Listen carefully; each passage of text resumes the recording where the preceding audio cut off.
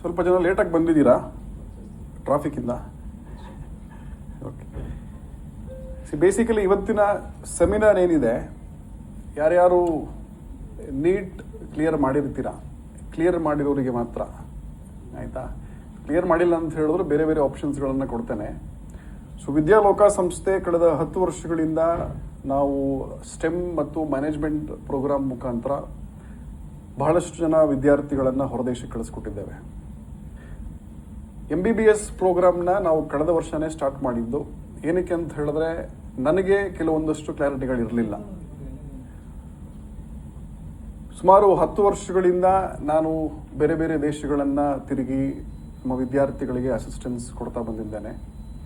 ವಿದ್ಯಾಲೋಕ ಸಂಸ್ಥೆ ಯಾಕೆ ವಿಭಿನ್ನವಾಗಿದೆ ಬೇರೆ ಸಂಸ್ಥೆಗಳಿಗೆ ಕಂಪೇರ್ ಮಾಡಿದ್ರೆ, ಕನ್ನಡಿಗರಿಗೋಸ್ಕರ ಇರತಕ್ಕಂಥ ಸಂಸ್ಥೆ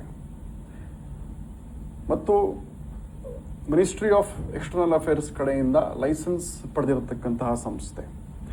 ಏನಪ್ಪ ಇದು ಲೈಸೆನ್ಸ್ ಅಂತ ಹೇಳಿದ್ರೆ, ನಮ್ಮದೇ 50 ಲಕ್ಷ ರೂಪಾಯಿ ಹಣವನ್ನು ಕೇಂದ್ರ ಸರ್ಕಾರದಲ್ಲಿಟ್ಟು ಲೈಸೆನ್ಸ್ನ ಪಡೆದಿರತಕ್ಕಂಥದ್ದು. ನಾಳೆ ದಿನ ನಮ್ಮ ಕಡೆಯಿಂದ ಏನಾದರೂ ಫಾಲ್ಸ್ ಪ್ರಾಮಿಸಸ್ಗಳನ್ನು ನಿಮಗೆ ಕೊಟ್ಟು ವಿದ್ಯಾರ್ಥಿಗಳಿಗೆ ಸಮಸ್ಯೆಗಳಾದಾಗ ನೀವು ಸರ್ಕಾರವನ್ನು ಅಪ್ರೋಚ್ ಮಾಡ್ಬೋದು. ಸರ್ಕಾರವನ್ನು ಅಪ್ರೋಚ್ ಮಾಡಿದಾಗ ಆ ಹಣವನ್ನು ತೆಗೆದು ನಿಮಗೆ ಕೊಡ್ತಾರೆ. ಯಾವ ಟೈಮಲ್ಲಿ ಅಂತ ಹೇಳಿದ್ರೆ, ನಮ್ಮಲ್ಲಿ ಏನಾದರೂ ಸಮಸ್ಯೆ ಆದಾಗ ಮಾತ್ರ. ವಿದ್ಯಾರ್ಥಿ ನಾಳೆ ದಿನ ಸರಿಯಾಗಿ ಓದಿಲ್ಲ, ಅದಕ್ಕೆ ನಾವು ಜವಾಬ್ದಾರರಲ್ಲ. ನಮ್ಮ ಕಡೆಯಿಂದ ನಾವೇನು ಮಾಡ್ಬೋದು, ಸರಿಯಾದ ಗೈಡೆನ್ಸ್ನ ಕೊಡ್ತಾ ಹೋಗ್ಬೋದು ಅಷ್ಟೇ. ಸೊ ಇವತ್ತು ಯಾಕೆ MBBSನ ನಾವು ಸ್ಟಾರ್ಟ್ ಮಾಡಿದ್ವಿ, ಮುಂಚೆ ಯಾಕೆ ಸ್ಟಾರ್ಟ್ ಮಾಡಿರಲಿಲ್ಲ ಅಂತ ಕೇಳಿದ್ರೆ, ಬೇರೆ ಬೇರೆ ದೇಶಗಳಿಗೆ ನಾನು ಹೋದಾಗ ವಿದ್ಯಾರ್ಥಿಗಳು ಅಷ್ಟು ಖುಷಿಯಾಗಿರಲಿಲ್ಲ. ಮತ್ತು ಜಾರ್ಜಿಯಾನೇ ಯಾಕೆ ಸೆಲೆಕ್ಟ್ ಮಾಡಿ ನಾವು ಪ್ರಮೋಟ್ ಮಾಡ್ತಾ ಇದ್ದೇವೆ ವಿದ್ಯಾರ್ಥಿಗಳಿಗೆ ಅಂತ ಹೇಳಿದ್ರೆ, ಭಾರತದಲ್ಲಿ 23 ಲಕ್ಷ ಜನ ವಿದ್ಯಾರ್ಥಿಗಳು ನೀಟ್ ಎಕ್ಸಾಮಿನೇಷನ್ ತಗೊಳ್ತಾರೆ ಒಂದು ವರ್ಷಕ್ಕೆ. 23 ಲಕ್ಷ ಜನ. ಬಟ್ ನಮ್ಮಲ್ಲಿ ದುರಂತ ಅಂತ ಹೇಳಿದ್ರೆ, ಟೋಟಲ್ ಸೀಟ್ಸ್ ಇರತಕ್ಕಂಥದ್ದು ಇನ್ಕ್ಲೂಡಿಂಗ್ ಪ್ರೈವೇಟ್ ಆ್ಯಂಡ್ ಗೌರ್ಮೆಂಟ್ 1,30,000. 1,30,000 ಇಲ್ಲಿ 23 ಲಕ್ಷ ಜನ ವಿದ್ಯಾರ್ಥಿಗಳಲ್ಲಿ. ಅದರಲ್ಲಿ ಒಂದು 2-3 ಲಕ್ಷ ಜನ ವಿದ್ಯಾರ್ಥಿಗಳು ಬ್ರೇಕ್ ತಗೊಂಡು ಮತ್ತೆ ನೀಟ್ನ ಪ್ರಿಪರೇಷನ್ ಚೆನ್ನಾಗಿ ಮಾಡ್ತೇನೆ, ಯಾರೋ 550-600 ಬಂದಿರತಕ್ಕಂಥವ್ರು, ಅವ್ರಿಗೆ ಸೀಟ್ ಸಿಕ್ಕಿಲ್ಲ, ಹಣ ಇಲ್ಲ ಅವ್ರ ಹತ್ರ ಅಂತ ಹೇಳಿದ್ರೆ. ಯಾಕಂದರೆ ಇಂಡಿಯಾದಲ್ಲಿ ಡೊನೇಷನ್ ಮಿನಿಮಮ್ ಅಂತ ಹೇಳಿದ್ರು ಕೂಡ 1.5 ಕೋಟಿ ರೂಪಾಯಿಂದ ಸ್ಟಾರ್ಟ್ ಆಗುತ್ತೆ. ನಾನು ಕಣ್ಣಾರೆ ನೋಡಿದ್ದೀನಿ, ರಾಮಯ್ಯ ಕಾಲೇಜಿಗೆ ಎಷ್ಟೋ ಜನ ಉತ್ತರ ಭಾರತೀಯರು ಬಂದು ಬ್ಲ್ಯಾಂಕ್ ಚೆಕ್ ಕೊಟ್ಟು ಹೋಗ್ತಾರೆ. ನೀನು 4 ಕೋಟಿ ಆದರೂ ಬರ್ಕೋ, 5 ಕೋಟಿ ಆದರೂ ಬರ್ಕೋ, ನನಗೆ ಸೀಟ್ ಬೇಕು ಅಂತ.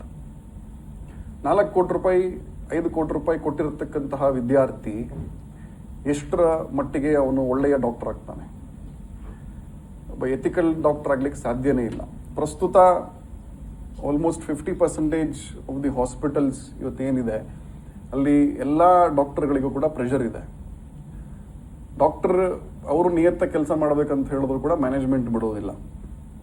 ಸೊ ಈ ನಿಟ್ಟಿನಲ್ಲಿ ನಮ್ಮ ಕನ್ನಡದ ವಿದ್ಯಾರ್ಥಿಗಳು ಹೊರದೇಶದಲ್ಲಾದರೂ ಎಲ್ಲೋ ಒಂದು ಕಡೆ MBBS ಮಾಡಿಕೊಂಡು ಭಾರತಕ್ಕೆ ಇನ್ ಕೇಸ್ ರಿಟರ್ನ್ ಬಂದರೆ ಬಹಳ ಎಥಿಕಲ್ ಆಗಿ ಜನಸೇವೆ ಮಾಡಲಿ ಅನ್ನೋ ಒಂದು ಧ್ಯೇಯ ನನ್ನಲ್ಲೂ ಇದೆ. ಅದಕ್ಕೋಸ್ಕರ MBBS ಸ್ಟಾರ್ಟ್ ಮಾಡಿರ್ತಕ್ಕಂಥದ್ದು.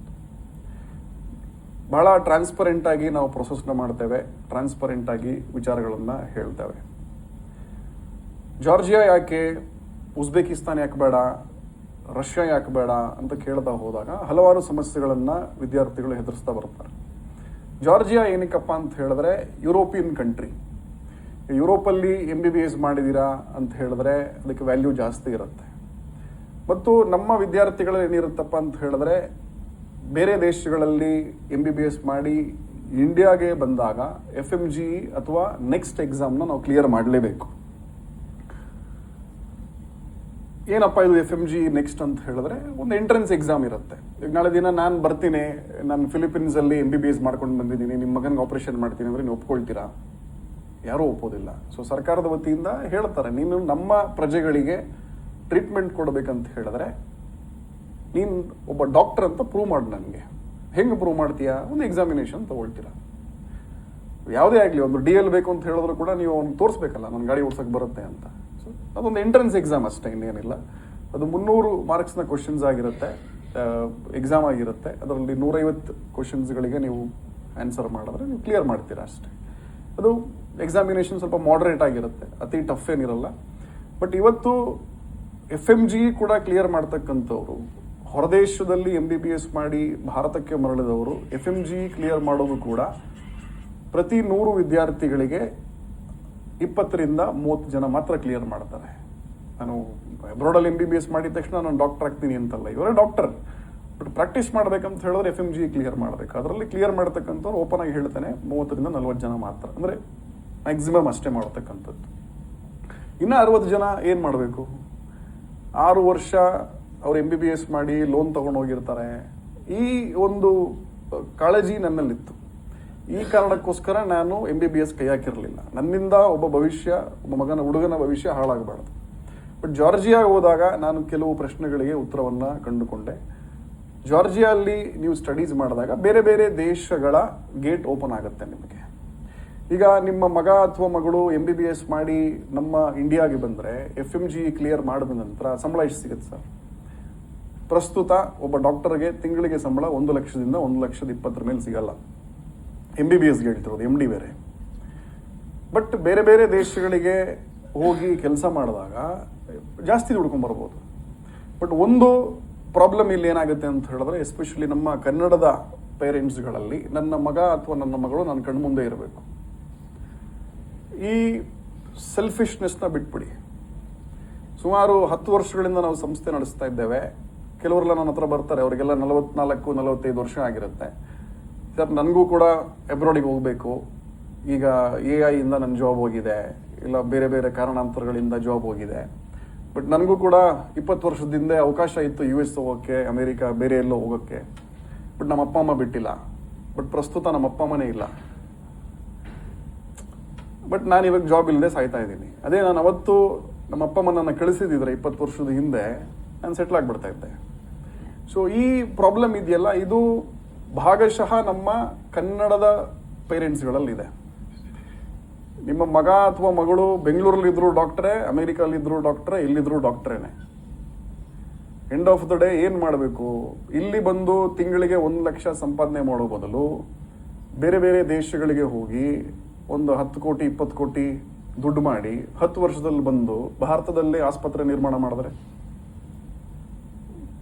ನಿಮಗೇನು ಬೇಕು? ನಿಮ್ಮ ಮಗ ಮಗಳು ಇಲ್ಲಿರೋ ಆಸ್ಪತ್ರೆಗಳಲ್ಲೇ ಡಾಕ್ಟರ್ ಕೆಲಸ ಮಾಡಬೇಕು. ಅದೇ 10 ವರ್ಷ ಬಿಟ್ಬಿಡಿ, 20 ವರ್ಷ ಬಿಟ್ಬಿಡಿ, ಬಂದ್ಬಿಟ್ಟು ದೊಡ್ಡ ಆಸ್ಪತ್ರೆ ಕಟ್ತಾನೆ, ಒಂದು 10 ಜನ ಡಾಕ್ಟರ್ಗಳನ್ನು ಅವನೇ ಹೈರ್ ಮಾಡ್ತಾನೆ. ಸೊ ಈ ಮನೋಭಾವನೆ ಇದೆಯಲ್ಲ, ಇದನ್ನ ಪೇರೆಂಟ್ಸ್ಗಳು ದಯವಿಟ್ಟು ಬಿಡಿ. ಸೊ ಈ ಕಾರಣಕ್ಕೋಸ್ಕರ ನಾನು ಜಾರ್ಜಿಯಾ ಚೂಸ್ ಮಾಡಿ ನಾನು ಅಲ್ಲೇ 3 ತಿಂಗಳಿದ್ದು ಪ್ರತಿ ವಿದ್ಯಾರ್ಥಿಗಳ ಹತ್ರ ಮಾತಾಡಿ, ಏನಪ್ಪ ನಿಮ್ಮ ಕತೆ ಏನು, ನಿಮ್ಮ ಸೀನಿಯರ್ಸ್ ಏನಾದರೂ, ಅವ್ರು ಎಲ್ಲಿದ್ದಾರೆ, ಏನು, ಇದನ್ನೆಲ್ಲ ಕೇಳಿ ಒಂದು ನಿರ್ಧಾರಕ್ಕೆ ಬಂದು ನಾವು ವಿದ್ಯಾರ್ಥಿಗಳ, ನಮ್ಮ ಕನ್ನಡದವ್ರನ್ನ ನಮ್ಮ ಸಂಸ್ಥೆ ಮುಖಾಂತರ ಕಳಿಸಬೇಕು ಅನ್ನೋ ನಿರ್ಧಾರ ಮಾಡಿದ್ದೇವೆ. ಮತ್ತು ವಿದ್ಯಾಲೋಕ ಸಂಸ್ಥೆಗಳಿಂದ ಬಹಳಷ್ಟು ಗವರ್ಮೆಂಟ್ನ ಸ್ಕಾಲರ್ಶಿಪ್ಸ್ಗಳೇನಿದೆ ಅದನ್ನು ಯಾರಿಗೆ ತಲುಪಬೇಕೋ ಅವರಿಗೆ ತಲುಪಿಸೋದ್ರಲ್ಲಿ ನಾವು ಯಶಸ್ವಿಯಾಗಿದ್ದೇವೆ. ಕಳೆದ 10 ವರ್ಷಗಳಿಂದ 500 ಜನ ಮೇಲೆ ನಮ್ಮ SC/ST ವಿದ್ಯಾರ್ಥಿಗಳು, ಮೈನಾರಿಟಿ ವಿದ್ಯಾರ್ಥಿಗಳಿಗೆ ಸರ್ಕಾರದ ವತಿಯಿಂದ ಸ್ಕಾಲರ್ಶಿಪ್ನ ಕೊಡಿಸಿ ಎಲ್ಲರೂ ಸೆಟ್ಲ್ ಆಗಿದ್ದಾರೆ ಇವತ್ತು. ಇದನ್ನ ಮಾಡ್ತಕ್ಕಂಥದ್ದು ವಿದ್ಯಾಲೋಕ ಮಾತ್ರ. ಬಿಕಾಸ್ ಏನಕ್ಕೆ ಅಂದರೆ ನಮ್ಮಲ್ಲಿ ಲೈಸೆನ್ಸ್ ಇದೆ, ಅದು ಬಿಡಿ. ಸೊ MBBS ಮಾತ್ರ ಮಾಡಬೇಕಾ? ಈಗ ನನ್ನ ಮಗ ನೀಟಲ್ಲಿ ಬಹಳ ಕಮ್ಮಿ ಮಾರ್ಕ್ಸ್ ಬಂದಿರುತ್ತಪ್ಪ, ಏನು ಅದು ನೀಟ್ ಕ್ವಾಲಿಫೈ ಏನಾಗಬೇಕು ಅದಕ್ಕಿಂತ 5-6 ಜಾಸ್ತಿ ಬಂದಿರುತ್ತೆ. ಬಟ್ ನಿಮ್ಮ ಮಗ ನಿಮ್ಗೆ ಹೇಳ್ತಾನೆ, ಇಲ್ಲಮ್ಮ ನನ್ನ ಕೈಯಲ್ಲಿ ಆಗ್ತಾ ಇಲ್ಲ, ನಾನು ಬಿಟ್ಬಿಡ್ರಿ, ನಾನು ಹೆಂಗಾದ್ರು ಮಾಡಿ ನಾನು ಬೇರೆ ಏನಾದರೂ ಮಾಡ್ಕೊಳ್ತೀನಿ ಅಂತ. ಸೊ ಆಗ ಸುಮಾರು ಜನ ಪೇರೆಂಟ್ಸ್ ಏನು ತಪ್ಪು ಮಾಡ್ತಾರೆ, ಬಯೋಟೆಕ್ನಾಲಜಿ ಈ ಥರ ಬೇರೆ PT ಈ ಥರ ಕೋರ್ಸ್ಗಳಿಗೆ ಹಾಕ್ತಾರೆ, ಎಲ್ಲಿ ಸಂಬಳ ಕಮ್ಮಿ ಇರುತ್ತೆ. ಸೊ ಅದ್ರ ಬದಲು ನರ್ಸಿಂಗ್ ಓದಿಸಿ. ಹೊರದೇಶದಲ್ಲಿ ನೀವು ನರ್ಸಿಂಗ್ ಓದಿಸಿದಾಗ, ನರ್ಸಿಂಗ್ ಅಂತ ಹೇಳಿದ ತಕ್ಷಣ ಅಯ್ಯೋ ನರ್ಸಾ ನನ್ನ ಮಗಳ ಏನು, ಯಾಕಂದರೆ ಇಲ್ಲಿ ಸಂಬಳ ಕಮ್ಮಿ ಇದೆ ಭಾರತದಲ್ಲಿ. 12 ರಿಂದ 13 ಸಾವಿರ ಸಿಗುತ್ತೆ, 14 ಅವರ್ ಕೆಲಸ ಮಾಡಿಸ್ತಾರೆ. ಬಟ್ ಹೊರದೇಶದಲ್ಲಿ ಬಹಳಷ್ಟು ಡಿಮ್ಯಾಂಡ್ ಇದೆ. ಇಲ್ಲಿ ಒಬ್ಬ ನರ್ಸು 2 ವರ್ಷಕ್ಕೆ ಏನು ಸಂಪಾದನೆ ಮಾಡ್ತಾನೋ ಅದನ್ನು 1 ತಿಂಗಳಲ್ಲಿ ಸಂಪಾದನೆ ಮಾಡ್ತಾರೆ. ಈ ಮಾಹಿತಿಗಳನ್ನು ದಯವಿಟ್ಟು ತಿಳ್ಕೊಳ್ಳಿ. ಈಗ ಜಾರ್ಜಿಯಾ ಅಲ್ಲೇ ಕೂಡ ನೀವು ನರ್ಸಿಂಗ್ ಮಾಡಿಸಿದ್ರೆ ಅದಕ್ಕೆ ನೀವು ನೀಟ್ ಬರೀಬೇಕಂತೇನಿಲ್ಲ. ನೀಟ್ ಬ್ಯಾಕ್ಗ್ರೌಂಡ್ ಇರಬೇಕಂತಲೇ ಏನಿಲ್ಲ ನಿನಗೆ. ಸೊ ನರ್ಸಿಂಗ್ ಮಾಡಿಸಿದ್ರೆ ಅಲ್ಲೇ 4 ವರ್ಷ ಜಾರ್ಜಿಯಲ್ಲಿ ನರ್ಸಿಂಗ್ ಮಾಡಿಸಿ ಅವರೇ ನಿಮಗೆ ಜರ್ಮನ್ ಲ್ಯಾಂಗ್ವೇಜ್ ಹೇಳಿಕೊಟ್ಟು ಜಾಬ್ ಕೂಡ ಕೊಡಿಸ್ತಾರೆ. ತಿಂಗಳಿಗೆ 3 ಲಕ್ಷ ರೂಪಾಯಿ ಸಂಬಳ, 9 ಅವರ್ ಡ್ಯೂಟಿ. ಅಲ್ಲಿ ಇಲ್ಲಿನ ಥರ 16 ಅವರ್ 17 ಅವರ್ ಮಾಡ್ಸಂಗಿಲ್ಲ ಲೀಗಲಿ. ಮತ್ತು ಅಲ್ಲೆಲ್ಲ ಎಲ್ಲರಿಗೂ ಮರ್ಯಾದೆ ಇದೆ, ಪ್ರತಿಯೊಬ್ಬರಿಗೂ ಕೂಡ ಸಮಾನವಾದ ಮರ್ಯಾದೆ ಇದೆ. ಅಲ್ಲಿ ಡಾಕ್ಟರ್ ಆಗಲಿ, ಸರ್ಜನ್ ಆಗಲಿ, ನರ್ಸ್ ಆಗಲಿ, ಯಾರೇ ಆಗಲಿ equally respected. Job is A job ಅಷ್ಟೇ. ಸೊ ಇದು ಒಂದು ಅವಕಾಶ ಇದೆ ನಿಮ್ಮಲ್ಲಿ. ಕೆಲವರಿಗೆ MBBSಗೆ ಅಫೋರ್ಡ್ ಮಾಡಲಿದ್ದಕ್ಕೂ ಆಗೋದಿಲ್ಲ. ಇಲ್ಲ, ನಮಗೆ ಗೊತ್ತಿರುತ್ತೆ ನನ್ನ ಮಗ ಅಥವಾ ನನ್ನ ಮಗಳ ಕೆಪಾಸಿಟಿ ಇಷ್ಟೇ ಇದೆ, ನನಗೆ ಗೊತ್ತು MBBS ಕ್ಲಿಯರ್ ಮಾಡಲ್ಲ ಅಂದ್ರೂ ಲೋನ್ ಮಾಡಿ ಯಾಕೆ ಕಳಿಸ್ಬೇಕು? ಮೆಡಿಕಲ್ ಫೀಲ್ಡ್ ಇದೆಯಲ್ಲ, ಇದು ಎವರ್ಗ್ರೀನ್ ಫೀಲ್ಡ್. ಇದು ನರ್ಸಿಂಗ್ ಮತ್ತು MBBS ಏನಿದೆ, ಕೊರೋನಾ ಬಂದರೂ ನರ್ಸ್ಬೇಕು. ಇವತ್ತು ನನಗೆ ಯಾರಾದರೂ ಒಬ್ಬನ್ನ ತೋರಿಸಿ ನರ್ಸಿಂಗ್ ಮಾಡಿ ನಾನು ಮನೇಲಿ ಕೂತಿದ್ದೀನಿ ಅಂತ. ಸಾಫ್ಟ್ವೇರ್ ಇಂಜಿನಿಯರ್ಸ್ಗಳು ಮನೇಲಿ ಕೂತಿದ್ದಾರೆ ಇವತ್ತು. ಈಗ ನಮ್ಮ ಆಫೀಸಿಗೆ ಬಂದು ಕೂತ್ಕೊಂಡ್ರೆ ದಿನಕ್ಕೆ 8 ಜನ ಬರ್ತಾರೆ, ಸರ್ ಕೆಲಸ ಕೊಡಿಸಿ ಎಲ್ಲಾದರೂ ಅಂತ. ನರ್ಸು ಒಬ್ಬರು ಬಂದಿದ್ದಾರೆ. ಆಲ್ರೆಡಿ ಕೆಲಸ ಮಾಡ್ತಾ ಇದ್ದೀನಿ ಸರ್, UK ಏನಾದರೂ ಕೊಡಿಸಿ, ಮಾಲ್ಟಾಲ್ ಕೊಡಿಸಿ. ಆ ಥರದವ್ರು ಬರ್ತಾರೆ ಹೊರತು ಯಾವತ್ತೂ ಕೂಡ ಕೆಲಸ ಕೊಡಿಸಿ ನನಗೆ ಇಂಡಿಯಾಲ್ಲೇ ಕೆಲಸ ಕೊಡಿಸಿ ಹಾಸ್ಪಿಟಲ್ ಅಂತಲ್ಲಿ ಯಾರೂ ಬಂದಿಲ್ಲ. ಸೊ ಈ ಥರ ಅವಕಾಶಗಳು ಬಹಳಷ್ಟಿವೆ.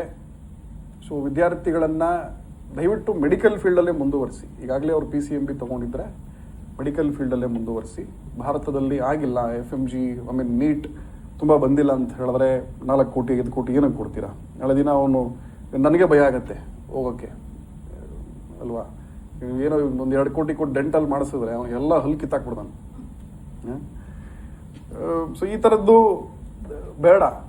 ಸೊ ಜಾರ್ಜಿಯಾ ನಿಮಗೆ ಯುರೋಪಿಯನ್ ಡಿಗ್ರಿ ಇದೆಯಲ್ಲ, ಬಹಳಷ್ಟು ಮಹತ್ವತೆ ಕೊಡುತ್ತೆ. ಮತ್ತು FMG ಬಗ್ಗೆ ನೀವು ಈಗಾಗಲೇ ಮಾತಾಡಿದೆ, ನಿಮಗೆ ನೆಕ್ಸ್ಟ್ ಎಕ್ಸಾಮ್ ಆಗಿದೆ, ಅದು ಇವತ್ತು ನೆಕ್ಸ್ಟ್ ಅಂತ ಆಗ್ತಾ ಇದೆ. ಮತ್ತು ಇನ್ನೂ ಒಂದು ಬಹಳ ವಿಶೇಷವಾದ ಅಂಶ ಅಂತ ಹೇಳಿದ್ರೆ, ಪ್ರಸ್ತುತ ಏನು ಸರ್ಕಾರ ಇದೆ ಅವರು, ನೀವು ಭಾರತದಲ್ಲಾಗಲಿ MBBS ಮಾಡಿ, ಪ್ರಪಂಚದ ಯಾವುದೇ ಮೂಲೆಯಲ್ಲಿ MBBS ಮಾಡಿ, ಭಾರತದಲ್ಲಿ ಪ್ರಾಕ್ಟೀಸ್ ಮಾಡಬೇಕಂತ ಹೇಳಿದ್ರೆ ನೆಕ್ಸ್ಟ್ ಎಕ್ಸಾಮ್ ಮ್ಯಾಂಡೇಟರಿ ಮಾಡೋ ಪ್ಲಾನಲ್ಲಿ ಇದ್ದಾರೆ. ಸೊ ನೀವು MBBS ಎಲ್ಲಾದರೂ ಮಾಡಿ, ಇಂಡಿಯಾದಲ್ಲಿ 4 ಕೋಟಿ ಡೊನೇಷನ್ ಕೊಟ್ಟಾದರೂ ಮಾಡಿ, ಜಾರ್ಜಿಯಲ್ಲಾದರೂ ಮಾಡಿ, ಎಲ್ಲಾದರೂ ಮಾಡಿ, ಇಂಡಿಯಾದಲ್ಲಿ ಪ್ರಾಕ್ಟೀಸ್ ಮಾಡಬೇಕಂದ್ರೆ ನೆಕ್ಸ್ಟ್ ಎಕ್ಸಾಮ್ ಮಾಡಲೇಬೇಕು ಅನ್ನೋ ಪ್ಲಾನಿಂಗಲ್ಲಿ ಇದ್ದಾರೆ ಅವರು. ವೆರಿ ಸೂನ್ ಅದು ತೊಗೊಂಬರ್ತಾರೆ. ಏನಕ್ಕೆ ಈ ಥರ ಮಾಡ್ತಾ ಇದ್ದಾರೆ? ಇವತ್ತು ಕೂಡ ಇಂಡಿಯಾದಲ್ಲಿ ಎಷ್ಟೋ ಕಾಲೇಜ್ಗಳು ನೀವು 4-5 ಕೋಟಿ ರೂಪಾಯಿ ಕೊಟ್ಟರೆ MBBS ಡಿಗ್ರಿ ಕೊಡ್ತಾರೆ ನಿಮಗೆ. ಏನಕ್ಕೆ? ಇಲ್ಲಿ ಮತ್ತೆ ಏನು ಲೈಸೆನ್ಸಿಂಗ್ ಎಕ್ಸಾಮ್ ಇಲ್ಲ, 6 ವರ್ಷ ಕಾಲೇಜ್ಗೆ ಹೋಗಲ್ಲ ಅವನು, ದುಡ್ಡು ಕೊಡಿ ಒಂದು ಡಾಕ್ಟರ್ ಆಗ್ತಾನೆ. ಸೊ ಈ ಏನು ಲೂಪ್ ಹೋಲ್ಸ್ ಇದೆ ಇದನ್ನೆಲ್ಲ ಸರಿಪಡಿಸೋದಕ್ಕೋಸ್ಕರ ಸರ್ಕಾರ ಇದೊಂದು ಸ್ಟೆಪ್ನ ತಗೊಳ್ತಾ ಇದ್ದಾರೆ. ವೆರಿ ಸೂನ್ ಅದನ್ನು ತಗೊಳ್ತಾರೆ. ಸೊ ನಿಮಗೆ ಟೆನ್ಷನ್ನೇ ಇಲ್ಲ, ನೀನು ಇಂಡಿಯಾಲ್ಲಾದರೂ ಮಾಡು, ಎಲ್ಲಾದರೂ ಮಾಡು, ಎಂಡ್ ಆಫ್ ದ ಡೇ ನೀನು ನೆಕ್ಸ್ಟ್ ಬರೀಲೇಬೇಕಲ್ಲ. ಸೊ ಅದನ್ನು ಸ್ವಲ್ಪ ಗಮನದಲ್ಲಿ ಇಟ್ಕೊಳ್ಳಿ. ಇದು ಬಿಟ್ಟು ಜಾರ್ಜಿಯಲ್ಲಿ ನೀವು MBBS ಮಾಡಿದ ನಂತರ UK ಹೋಗಿ ಸೆಟ್ಲ್ ಆಗ್ತೀನಿ ಅಂತ ಹೇಳಿದ್ರೆ ಪ್ಲ್ಯಾಬ್ ತೊಗೊಳ್ಬೇಕಾಗತ್ತೆ. ನೀವು ಪ್ಲ್ಯಾಬ್ ಅಂತ ಹೇಳಿದ್ರೆ ಏನು? ಇಲ್ಲಿ ಏನು ನೆಕ್ಸ್ಟ್ ಎಕ್ಸಾಮ್ ಅಂತ ಕರಿತೀವಿ, ಅಲ್ಲಿ ಪ್ಲ್ಯಾಬ್ ಅಂತ ಹೇಳ್ತಾರೆ. ನೀನು UK ಬಂದ್ಬಿಟ್ಟು ಪ್ರಾಕ್ಟೀಸ್ ಮಾಡ್ತೀಯಾ, UK ಇರ್ತಕ್ಕಂಥ ಸಿಟಿಸನ್ಸ್ಗೆ ನೀನು ಟ್ರೀಟ್ಮೆಂಟ್ ಕೊಡ್ತೀಯಾ, ಪ್ಲ್ಯಾಬ್ ತಗೋ. ಬಟ್ ಪ್ಲ್ಯಾಬ್ ಇದೆಯಲ್ಲ ಅಷ್ಟು ಈಸಿ ಅಲ್ಲ ಅದು. ನಿಮಗೆ ಪ್ಲ್ಯಾಬ್ ಏನಾದರೂ ನೀವು ಕ್ಲಿಯರ್ ಮಾಡಿದ್ರೆ FMG ಕ್ಲಿಯರ್ ಮಾಡೋದು ಕೇಕ್ ವಾಕ್. ನಿಮಗೆ 1 ಲಕ್ಷ ವಿದ್ಯಾರ್ಥಿಗಳಲ್ಲಿ 60ರಿಂದ 70 ಜನ ಪ್ಲ್ಯಾಬ್ ಕ್ಲಿಯರ್ ಮಾಡ್ತಾರೆ. ಅಷ್ಟು ಟಫ್ ಇರುತ್ತೆ. ಬಟ್ ಯು ನೆವರ್ ನೋ, ನಿಮ್ಮ ಮಗನೋ ಮಗಳು ಬಹಳ ಬುದ್ಧಿವಂತ ಆಗ್ಬೋದಲ್ಲ ಹೋಗಿದ ತಕ್ಷಣ. ಯಾಕಂತ ಹೇಳಿದ್ರೆ ಅಲ್ಲಿ ಏನು ಮಾಡಕ್ಕೆ ಬೇರೆ ಕೆಲಸ ಇಲ್ವಲ್ಲ, ಬರೀ ಓದೋದೇನೆ. ಇಲ್ಲಿದ್ರೆ ಫ್ರೆಂಡ್ಸು, ಬಿಗ್ ಬಾಸು ಎಲ್ಲ ನೋಡ್ತಾ ಇರ್ತಾರೆ, ಅಲ್ಲಿ ಯಾರು ಇಲ್ವಲ್ಲ. ಓದೋದ್ರ ಮೇಲೆ ಕಾನ್ಸಂಟ್ರೇಷನ್ ಮಾಡಿಕೊಂಡು ಪ್ಲ್ಯಾಬ್ ಕೊಟ್ಟರೆ ತಯಾರಿ ಮಾಡ್ಬೋದಪ್ಪ. ಇದು ಬಿಟ್ಟರೆ USML ಇದೆ. ನಾನು US ಹೋಗ್ತೀನಿ, ಬಹಳ ಕೋಟ್ಯಾನುಗಟ್ಟಲೆ ಸಂಪಾದನೆ ಮಾಡ್ತೀನಿ, ಅದಕ್ಕೂ ಅವಕಾಶ ಇದೆ. USML ತಗೊಳ್ಳಿ. US ಅಲ್ಲೂ ಪ್ರಾಕ್ಟೀಸ್ ಮಾಡಬೇಕಂತ ಹೇಳಿದ್ರೆ USML ಎಕ್ಸಾಮ್ ಇರುತ್ತೆ. One of the toughest exam ಇದು. ಇದು ಕೂಡ 1 ಲಕ್ಷದಲ್ಲಿ 60ರಿಂದ 70 ಜನ ಕ್ಲಿಯರ್ ಮಾಡ್ತಾರೆ ಅಷ್ಟೇ. ಇಲ್ಲ ನಾನು ಆಸ್ಟ್ರೇಲಿಯಾ ಹೋಗ್ತೀನಿ, ಎಲ್ಲಾದರೂ ಓದಿರಿ ನೀವು, ಜಾರ್ಜಿಯಲ್ಲಾದರೂ ಓದ್ರಿ, ಇಂಡಿಯಾಲಾದರೂ ಓದ್ರಿ, ಪರವಾಗಿಲ್ಲ, ನಾನು ಆಸ್ಟ್ರೇಲಿಯಾ ಹೋಗಿ ಸೆಟ್ಲ್ ಆಗ್ತೀನಿ ಅಂತ ಹೇಳಿದ್ರೆ AMC ತಗೊಳ್ಳಿ. AMC ಅಂತ ಹೇಳಿದ್ರೆ ಆಸ್ಟ್ರೇಲಿಯನ್ ಮೆಡಿಕಲ್ ಕೌನ್ಸಿಲ್ ಅಷ್ಟೇ, ಅವ್ರದ್ದೇ ಆದಂಥ ಒಂದು ಎಕ್ಸಾಮ್ಸ್ ಇರುತ್ತೆ. ಅದಕ್ಕೆ ಸ್ವಲ್ಪ ಖರ್ಚುಗಳಾಗುತ್ತೆ. 10 ರಿಂದ 12 ಲಕ್ಷವರೆಗೂ ಆಗುತ್ತೆ. ಬಟ್ ಅದೆಲ್ಲ ಏನು ನಿಮ್ಗೆ 20 ದಿನದ ಸಂಬಳ, 20 ದಿನ 10 ದಿನದ ಸಂಬಳ ಇರುತ್ತೆ ಅಷ್ಟೇ. ಇಲ್ಲ ನನಗೆ ತುಂಬ ಕಷ್ಟ ಆಗುತ್ತೆ, ಈ 3 ಕಂಟ್ರಿಗಳು UK, USA, ಆಸ್ಟ್ರೇಲಿಯಾ, ಬೇರೆ ಯಾವುದಾದ್ರೂ ಈಸಿಯೆಸ್ಟ್ ಕಂಟ್ರಿ ನನಗೆ ಹೇಳಿ ಅಂತ ಹೇಳಿದ್ರೆ, ನಾನು ಈಗಾಗಲೇ ಹೇಳಿದೆ, FMG ಕ್ಲಿಯರ್ ಮಾಡೋದು 100% ವಿದ್ಯಾರ್ಥಿಗಳಲ್ಲಿ 20 ರಿಂದ 30 ಜನ ಮಾತ್ರ ಮಾಡ್ತಾರೆ. ಇನ್ನು 60-70 ಜನ ಏನು ಮಾಡ್ತಾರೆ ಅಂಥವ್ರಿಗೆ ಗಲ್ಫ್ ಕಂಟ್ರೀಸ್ ಇದೆ. ಗಲ್ಫ್ ಕಂಟ್ರೀಸಲ್ಲಾಗಿದ್ರು ಹೋಗ್ಬಿಟ್ಟು ಪ್ರಾಕ್ಟೀಸ್ ಮಾಡಿ. ಗಲ್ಫ್ ಕಂಟ್ರೀಸ್ಗಳಲ್ಲಿ FMG ಎಕ್ಸಾಮ್ ಏನಿರುತ್ತಲ್ಲ ಅದಕ್ಕಿಂತ ಈಸಿ ಇರುತ್ತೆ ಅದು. ಸೊ ನಿಮಗೆ ದುಬೈ ಹೋಗ್ತೀನಿ ಅಂತ ಹೇಳಿದ್ರೆ DHA ಎಕ್ಸಾಮ್ ಇರುತ್ತೆ, ಅದನ್ನು ಕ್ಲಿಯರ್ ಮಾಡ್ಕೊಳ್ಳಿ. ಸೊ ಭಾರತದಲ್ಲಿ ಏನು ನಿಮಗೆ ಸಂಬಳ ಸಿಗುತ್ತೆ ಅದಕ್ಕಿಂತ 4 ರಿಂದ 5 ಪಟ್ಟು ಜಾಸ್ತಿ ಸಿಗುತ್ತೆ. ಇಲ್ಲಿಂದ 4-5 ಅವರ್ ಜರ್ನಿ ಇರುತ್ತೆ ಅಷ್ಟೇ. ಅಪ್ಪ ಅಮ್ಮ ಏನಾದರೂ ಅರ್ಜೆಂಟ್ ನೋಡ್ಲೇಬೇಕು ಮಗನ ಅಂದರೆ ನೀವಾದರೂ ಹೋಗಿ ಅವ್ರಾದ್ರು ಬರ್ತಾರೆ. ಎಂಡ್ ಆಫ್ ದ ಡೇ ಏನು ಮಾಡ್ತೀರಾ, ದುಡ್ಡು ಮಾಡ್ಕೊಂಡು ರಿಟರ್ನ್ ಬನ್ನಿ. ಎಥಿಕಲ್ ವೇ ಅಷ್ಟೇ. ಅಲ್ಲೆಲ್ಲ ನೀವು ಏನಿದೆಯೋ ಅಷ್ಟೇ, ಹಲ್ಲು ಸರಿ ಇಲ್ಲ ಅಂದರೆ ಹಲ್ಲು ಸರಿ ಇಲ್ಲ ಅಂತ ಅರ್ಥ. ಇಲ್ಲ ಅದನ್ನು ಆಪರೇಷನ್ ಮಾಡಲೇಬೇಕು ಅಂತ ಹೇಳಿದ್ರೆ ಮಾತ್ರ ಮಾಡ್ತಾರೆ. ಇಲ್ಲಿ ಸತ್ತಿರೋರ್ಗೂ ಆಪರೇಷನ್ ಮಾಡ್ತೀವಿ. ಸೊ ಈ ಥರ ನಾನು ಏನಕ್ಕೆ ಹೇಳ್ತಾ ಇದ್ದೀನಿ ಇದನ್ನ ಅಂತ ಹೇಳಿದ್ರೆ, ಬರೀ ಇಂಡಿಯಾ ಮಾತ್ರ ಆಪ್ಷನ್ ಅಲ್ಲ, ಬೇರೆ ಬೇರೆ ಆಪ್ಷನ್ ಇದೆ. ಬಟ್ ಆ ತಂದೆ ತಾಯಿಗಳ ಮನೋಭಾವನೆ ಏನಿದೆ ಅದನ್ನು ಸ್ವಲ್ಪ ಕಂಟ್ರೋಲ್ ಮಾಡ್ಕೊಳ್ಳಿ. ಬಿಟ್ಬಿಡಿ, ನಿಮ್ಮ ಮಕ್ಕಳನ್ನ ಚೆನ್ನಾಗಿ ಉದ್ಧಾರ ಆಗಲಿ, ಅಷ್ಟು ಮಾತ್ರ ನಿಮ್ಮ ತಲೆಯಲ್ಲಿ ಇರಬೇಕಷ್ಟೇ. ಇದು ಬಿಟ್ಟರೆ ನೋಡಿ, ನಮಗೆ ಅಬುಧಾಬಿ ಇದೆ, ಅವರದ್ದೇ ಆದಂತಹ ಎಕ್ಸಾಮ್ಸ್ಗಳಿರುತ್ತೆ ಅಷ್ಟೇ. ಪ್ರತಿ ದೇಶಗಳಲ್ಲೂ ಅವರದ್ದೇ ಎಕ್ಸಾಮ್ಸ್ಗಳಿರುತ್ತೆ. ಸೌದಿ ಅರೇಬಿಯಾ ಇದೆ. ಸೌದಿ ಅರೇಬಿಯಾ ಇವತ್ತು ಪ್ರಸ್ತುತ ಶೇಖ್ ಏರಿದ್ದಾರೆ, ಇದು ವೆರಿ ಅಡ್ವಾನ್ಸ್ಡ್ ಗೈ. ಅಲ್ಲಿ ಬುರ್ಕಾ ಮ್ಯಾಂಡೇಟ್ರಿ ಇಲ್ಲ, ಪಬ್ಗಳು ಓಪನ್ ಆಗಿದೆ, ಅಡ್ವಾನ್ಸ್ ಲೆವೆಲ್ ಇದ್ದಾರೆ ಅವರು. ಸೊ ಸಮಸ್ಯೆಗಳೇನಾಗೋದಿಲ್ಲ. ಓಮನ್ ಇದೆ. ಇದೆಲ್ಲ ನಾನು ಇನ್ ಡೀಟೇಲ್ ಆಗಿ ನಿಮಗೆ ಹೇಳೋದಿಲ್ಲ, ಏನಕ್ಕೆ ಅಂದರೆ 6 ವರ್ಷದಲ್ಲಿ ಕೆಲವೊಂದು ಚೇಂಜಸ್ಗಳಾದರೂ ಆಗುತ್ತೆ. ಬಟ್ ಗೊತ್ತಿರಲಿ ನಿಮಗೆ ಅಂತ ಹೇಳ್ತಾ ಇದ್ದೀನಿ ಅಷ್ಟೇ. ಕುವೈತ್ ಇದೆ ನಮಗೆ ನೋಡಿ, ಗಲ್ಫ್ ಲೈಸೆನ್ಸಿಂಗ್ ಎಕ್ಸಾಮ್ ಇದಕ್ಕೆ ಕಮ್ಮಿನೇ ಆಗುತ್ತೆ. ನಿಮ್ಗೆ ಒಂದು 2-3 ಲಕ್ಷ ರೂಪಾಯಿ ಎಲ್ಲ ಮುಗಿದೋಗ್ಬಿಡುತ್ತೆ. 1 ತಿಂಗಳು ಸಂಬಳ ಅನ್ಕೊಳ್ಳಿ ಅಷ್ಟೇ. ನೋಡಿ, ಈ ಸಂಬಳಗಳನ್ನು ನೋಡ್ತಾ ಹೋದಾಗ ಬೇರೆ ಬೇರೆ ದೇಶಗಳಲ್ಲಿ ನಮಗೆ ಎಷ್ಟು ಸಿಗುತ್ತೆ ಅಂತ ಹೇಳಿದ್ರೆ, UAE ತೊಗೊಂಡ್ರೆ ನಿಮಗೆ 4 ರಿಂದ 8 ಲಕ್ಷ ಬರುತ್ತೆ. ಇಲ್ಲಿ ಇಂಡಿಯಾದಲ್ಲಿ 1,20,000 1,30,000 ಬಂದರೆ ಅಲ್ಲಿ ಸ್ಟಾರ್ಟಿಂಗ್ ಎಲ್ಲ ನಿಮಗೆ 4-5 ಲಕ್ಷ ರೂಪಾಯಿ ಸಿಕ್ಬಿಡುತ್ತೆ. ಟ್ಯಾಕ್ಸ್ ಫ್ರೀ, ಟ್ಯಾಕ್ಸ್ ಕಟ್ಟಂಗಿಲ್ಲ. ಮತ್ತು ಅಕೊಮಡೇಷನ್ ಫ್ರೀ ಕೊಡ್ತಾರೆ ಡಾಕ್ಟರ್ಸ್ಗಳಿಗೆ, ರಾಜ ಮರ್ಯಾದೆಯಲ್ಲಿ. ಯಾಕಂದ್ರೆ ಅವ್ರು ಯಾರು ಓದಲ್ಲ, ಅವರೆಲ್ಲ ಬಿಸ್ನೆಸ್ಸಲ್ಲಿ ಇರೋರು ಅಲ್ವೇ. ಆ ಥರ ನಿಮಗೆ ಸೌದಿ ತಗೊಳ್ಳಿ, ಅಲ್ಲೂ ಕೂಡ 3 ರಿಂದ 7 ಲಕ್ಷ ಇದೆ. ಕತಾರಲ್ಲಿ 8 ಲಕ್ಷವರೆಗೂ ಇದೆ. ಒಮನಲ್ಲಿ ಚೆನ್ನಾಗಿದೆ, ಕುವೈತಲ್ಲಿದೆ. UK, ಆಸ್ಟ್ರೇಲಿಯಾ ನೀವು ಮಾತಾಡೋಂಗೇ ಇಲ್ಲ. ಮತ್ತು ಎಕ್ಸಾಮ್ ಡಿಫಿಕಲ್ಟಿ ನೋಡ್ತಾ ಹೋದಾಗ, ಸೊ UAE ಈ ಥರ ಕಂಟ್ರಿಗಳೆಲ್ಲ ಮಾಡ್ರೇಟ್ ಆಗಿರುತ್ತೆ ನಮಗೆ. ಆ್ಯಂಡ್ ಆಸ್ಟ್ರೇಲಿಯಾ ಸ್ವಲ್ಪ ಕಷ್ಟ ಇರುತ್ತೆ. ಆ್ಯಂಡ್ USMLE ಇದೆಲ್ಲ ನಿಮಗೆ ಬಹಳ ಕಷ್ಟ ಇರುತ್ತೆ. USMLE ಕ್ಲಿಯರ್ ಮಾಡಿಬಿಟ್ರೆ ಪ್ರಪಂಚದ ಯಾವುದೇ ಮೂಲೆಯಲ್ಲಿ ಹೋಗ್ಬಿಟ್ಟು ಆಪರೇಷನ್ ಮಾಡ್ಬೋದು ನೀವು. USMLE ಕ್ಲಿಯರ್ ಮಾಡಿದ್ರೆ. But end of the day ಏನು, ನಿಮಗೇನು, ನಿಮ್ಮ ಮಗಳು ಡಾಕ್ಟರ್ ಅಂದ್ಕೊಂಡು ಹೇಳ್ಬೇಕಷ್ಟೇ. ನಿಮಗೆ ಮಕ್ಕಳಿಗೆ ಬಿಟ್ಬಿಡಿ, ಮತ್ತೆ ಮಗ ಡಾಕ್ಟ್ರು, ನೀನು ಡಾಕ್ಟರ್ ಅಷ್ಟೇ ಇವಾಗ ಅಂತ. ಬಟ್ ಒಳ್ಳೇದೇ, ಅದನ್ನು ಮೆಡಿಕಲ್ ಫೀಲ್ಡಲ್ಲಿ ಇಡಿ ಅವ್ರನ್ನ. ಅವ್ರಿಗೆ ತೀರಾ ಹಿಂಸೆ ಕೊಡೋಕೆ ಹೋಗಬೇಡಿ. ಅವ್ರಿಗೆ ಅಲ್ಲಿ ಆಗ್ತಾ ಇಲ್ಲ, ಅಪ್ಪ ನಂಗೆ ಬಿಟ್ಬಿಡು ನನ್ನ ಅಂತ ಹೇಳಿದ್ರೆ ನರ್ಸಿಂಗ್ ಆದರೂ ಮಾಡಿಸಿ. ಹೊರ ದೇಶದಲ್ಲಿ ಬಿಟ್ಬಿಡಿ ಅಷ್ಟೇ. ನರ್ಸಿಂಗ್ ಮಾಡಿಸ್ಬಿಟ್ಟು ಇಂಡಿಯಲ್ಲಿ ಬಿಡೋಕೆ ಹೋಗಬೇಡಿ, ಹೊರ ದೇಶದಲ್ಲಿ ಬಿಡಿ. ಅವ್ನು ಚೆನ್ನಾಗಿರ್ತಾನೆ, ದುಡ್ಡು ಮಾಡ್ಕೊಂಡು ಬರ್ತಾನೆ. ನರ್ಸಿಂಗ್ ಆಪರ್ಚುನಿಟೀಸ್ ನಿಮ್ಗೆ UKಯಲ್ಲೂ ಇದೆ. ಈಗಾಗಲೇ ನಾವು 30 ರಿಂದ 40 ಜನ ಮೇಲೆ ನರ್ಸ್ಗಳನ್ನು ಕಳಿಸ್ಕೊಟ್ಟಿದ್ದೇವೆ. They're all pretty happy. IELTS ಒಂದು ಕ್ಲಿಯರ್ ಮಾಡಿದ್ರೆ ಮುಗೀತು, ಇನ್ನೇನಿಲ್ಲ. ಅದು ಬಿಟ್ಟರೆ ಕೆಲವು ಆಸ್ಕಿ ಎಕ್ಸಾಮ್ಸ್ ಇರುತ್ತೆ, ಅದು ವೆರಿ ಈಸಿ ಇರುತ್ತೆ. CBT ಅಂತ ಇರುತ್ತೆ, ಅದೆಲ್ಲ ನಾವು ಹೇಳ್ಕೊಡ್ತೇವೆ. ಎಲ್ಲ ಕಡೆ ಇದೆ. ಆಸ್ಟ್ರೇಲಿಯಾ, ಕೆನಡಾ, ಇದೆಲ್ಲ ಕಡೆ ನರ್ಸ್ಗಳಿಗೆ ಅವಕಾಶ ಇದೆ. ಜರ್ಮನಿಲಿದೆ. ಜರ್ಮನಿ ನೀವೇನು ಜರ್ಮನ್ ಲ್ಯಾಂಗ್ವೇಜ್ ಕಲ್ತ್ಬಿಟ್ರೆ ಮುಗೀತು. ಜಾರ್ಜಿಯನ್ ಯೂನಿವರ್ಸಿಟಿಗಳಲ್ಲಿ 4 ವರ್ಷದ ನರ್ಸಿಂಗ್ ಪ್ರೋಗ್ರಾಮಲ್ಲಿ ಜರ್ಮನ್ ಲ್ಯಾಂಗ್ವೇಜ್ ಅವರೇ ಹೇಳ್ಕೊಡ್ತಾರೆ. C2 ಲೆವೆಲ್ವರೆಗೂ ಹೇಳ್ಕೊಡ್ತಾರೆ. C2 ಲೆವೆಲ್ ಅಂತ ಹೇಳಿದ್ರೆ ನಾನು ಈ ಕನ್ನಡ ಮಾತಾಡ್ತೀನಲ್ಲ, ಹಾಗೆ ಜರ್ಮನ್ ಲ್ಯಾಂಗ್ವೇಜ್ ಮಾತಾಡ್ತಾರೆ ಹುಡುಗರು. 4 ವರ್ಷದಲ್ಲಿ ಆರಾಮಾಗಿ ಕಲಿಬೋದು, ಸಮಸ್ಯೆ ಏನಿಲ್ಲ. ಅದಾದ ನಂತರ ಜರ್ಮನಿಲಿ ನಿಮಗೆ 3 ರಿಂದ 4 ಲಕ್ಷ ರೂಪಾಯಿ ತಿಂಗಳಿಗೆ ಸಂಬಳ. 3-4 ವರ್ಷದಲ್ಲಿ PR ಸಿಕ್ಬಿಡುತ್ತೆ. 31 ಕಂಟ್ರಿ ಸುತ್ತಬೋದು. ಬೋರಾದಾಗ ಸ್ವಿಟ್ಜರ್ಲ್ಯಾಂಡ್ ಹೋಗ್ಬೋದು, ಆಸ್ಟ್ರಿಯಾ ಹೋಗ್ಬೋದು, ಮಾಲ್ಟಾ ಹೋಗ್ಬೋದು. ಬಿಸಿಲು ಬೇಕು ಅಂದರೆ, ಚಳಿ ಬೇಕು ಅಂದರೆ ಸರ್ಬಿಯಾ ಹೋಗ್ಬೋದು. ಸೊ ಅವಕಾಶಗಳು ಬಹಳಷ್ಟಿವೆ. ಇವತ್ತಿನ ಸೆಷನ್ನ ಮೂಲ ಉದ್ದೇಶ ನಮ್ಮಲ್ಲಿ ರಿಜಿಸ್ಟ್ರೇಷನ್ ಮಾಡ್ಕೊಳ್ಳಿ ಅಂತಲ್ಲ, ನೀವು ತಿಳ್ಕೊಳ್ಳಿ, ನಿಮ್ಮ ಸ್ನೇಹಿತರಿಗೂ ತಿಳಿಸ್ಕೊಡಿ ಅಷ್ಟೇ. ವಿದ್ಯಾಲೋಕದಿಂದನೇ ಪ್ರೊಸೆಸ್ ಮಾಡಬೇಕಂತ ಏನೂ ರೂಲ್ಸ್ ಇಲ್ಲ ಸರ್. ಎಲ್ಲಿ ಬೇಕಾದರೂ ಮಾಡಿಸ್ಕೊಳ್ಳಿ, no problem at all. But ತಿಳ್ಕೊಳ್ಳಿ ಅಷ್ಟೇ. ನಮ್ಮ ಕನ್ನಡದ ಮಕ್ಕಳು ಎಲ್ಲೂ ಹಾಳಾಗಬಾರ್ದು ಅಷ್ಟೇ. ಮತ್ತು ನರ್ಸಿಂಗ್ ಮುಗಿಸಿದ ನಂತರ ಗಲ್ಫ್ ಕಂಟ್ರಿಲೂ ಆಪ್ಷನ್ಸ್ ಇದೆ. ಬಟ್ ನರ್ಸಿಂಗ್ ಮಾಡಿದ್ಮೇಲೆ ಗಲ್ಫ್ಗೆ ಹೋಗ್ಬೇಡಿ, ಜರ್ಮನಿಗೆ ಹೋಗಿ. ಗಲ್ಫ್ಗೆ ಏನಕ್ಕೆ ಹೋಗ್ತೀರಾ ನರ್ಸಿಂಗ್ ಮಾಡಿದ್ಮೇಲೆ? ಜರ್ಮನಿ ಹೋಗಿ, ಮಾಲ್ಟಾ ಹೋಗಿ. ಮಾಲ್ಟಾ ಸ್ವರ್ಗ ಅದು. ಸಿಂಗಾಪುರ್ಗೂ ಹೋಗ್ಬೋದು ನೀವು. ಮತ್ತು ಜಾರ್ಜಿಯಲ್ಲಿ ಬಹಳಷ್ಟು ಯೂನಿವರ್ಸಿಟಿಗಳಿವೆ. ನಾನಲ್ಲಿ 3 ತಿಂಗಳಿದ್ದೆ. 3 ತಿಂಗಳು ಏನಕ್ಕಿದ್ದೆ ಅಂದರೆ ಎಲ್ಲ ಯೂನಿವರ್ಸಿಟಿಗಳನ್ನು ನೋಡಿ, ವಿದ್ಯಾರ್ಥಿಗಳ ಹತ್ರ ಮಾತಾಡಿ, ಅಲ್ಲಿನ ಏನು ಪ್ರಾಬ್ಲಮ್ಸ್ ಇದೆ, ಏನು ಚೆನ್ನಾಗಿದೆ ಎಲ್ಲ ತಿಳಿಸ್ಕೊಂಡು, ಕೊನೆಗೆ ಎಲ್ಲ ಯೂನಿವರ್ಸಿಟಿ ನಾನು ರೆಪ್ರೆಸೆಂಟ್ ಮಾಡ್ತೇನೆ. ಬಟ್ ನಾನು ಪರ್ಸ್ನಲ್ ಆಗಿ 2 ಯೂನಿವರ್ಸಿಟಿಗಳನ್ನು ಪ್ರಮೋಟ್ ಮಾಡ್ತೇನೆ. ಏನಕ್ಕೆ ಅಂದರೆ ಹುಡುಗರು ಚೆನ್ನಾಗಿದ್ರಲ್ಲ, ಖುಷಿಯಾಗಿದ್ದರು. ಬೇರೆ ಯೂನಿವರ್ಸಿಟಿ ಹುಡುಗರೆಲ್ಲ ಸ್ಟ್ರೆಸ್ ಆಗಿದ್ರು. ಅವ್ರು ತುಂಬ ಏನಪ್ಪ ಇದು ಒಂದೋ ಅಲ್ಲಿ ಚೆನ್ನಾಗಿ ಹೇಳ್ಕೊಡ್ತಾ ಇಲ್ಲ ಇವನಿಗೆ ಪ್ರಾಬ್ಲಮ್ ಆಗ್ತಾ ಇದೆ. ಬಟ್ SU ಮತ್ತು ಈಸ್ಟ್ ವೆಸ್ಟ್ ಯೂನಿವರ್ಸಿಟಿ ಹೋದಾಗ they are all pretty happy. ಯಾರೂ ಕೂಡ ಸ್ಟ್ರೆಸ್ಸಲ್ಲಿ ಇರಲಿಲ್ಲ. ಅದು ನಮಗೆ ಬಹಳ ಮುಖ್ಯವಾಗಿರುತ್ತೆ. ಯಾಕಂದರೆ ನಿಮ್ಮಿಂದ ದೂರ ಇರ್ತಾರೆ ಮಕ್ಕಳು. ಇನ್ನು ಅಲ್ಲೋಗಿ ಲೋನ್ ಮಾಡಿಸ್ಬಿಟ್ಟಿರ್ತೀರಾ, ಅಲ್ಲಿ ಅವ್ರು ಚೆನ್ನಾಗಿ ಹೇಳ್ಕೊಡ್ತಾ ಇಲ್ಲ ಅಂದರೆ ನಿಮ್ಗೆ ಹೇಳಿದ್ರೆ ನೀನೇ ಚೆನ್ನಾಗಿ ಓದ್ತಾ ಇಲ್ಲ ಅಂತೀರಾ ನೀವು. ಯಾಕಂದ್ರೆ ನೀವು ಹೋಗಕ್ಕಾಗಲ್ವಲ್ಲ ಅಲ್ಲಿವರೆಗೂ. ನೀವು ಅಲ್ಲೋಗಿ ಜಗಳ ಆಡೋಕ್ಕಾಗಲ್ಲ.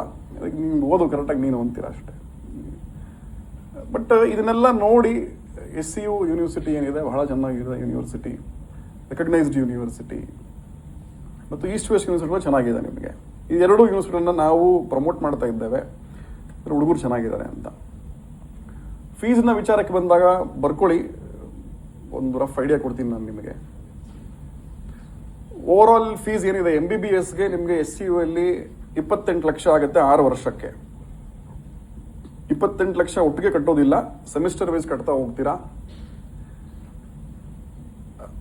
ಡಾಲರ್ಸ್ ರೇಟ್ ಆ ಕಡೆ ಈ ಕಡೆ ಆಗುತ್ತೆ. ಒಂದು ಅಂದಾಜ್ ಮೇಲೆ 28 ಲಕ್ಷ ಅಂತ ಹೇಳಿದ್ದೀನಿ ನಾನು.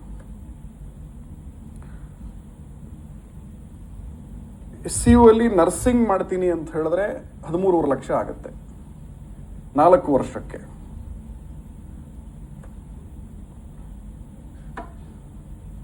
ಈಸ್ಟ್ ವೆಸ್ಟ್ ಯೂನಿವರ್ಸಿಟಿಯಲ್ಲಿ MBBS ಮಾಡ್ತೀನಿ ಅಂದರೆ 18.5 ಲಕ್ಷ ಆಗುತ್ತೆ 6 ವರ್ಷಕ್ಕೆ. ಏನಾದರೂ ಡೆಂಟಲಲ್ಲಿ ಇಂಟ್ರೆಸ್ಟ್ ಇದ್ರೆ 19 ಲಕ್ಷ.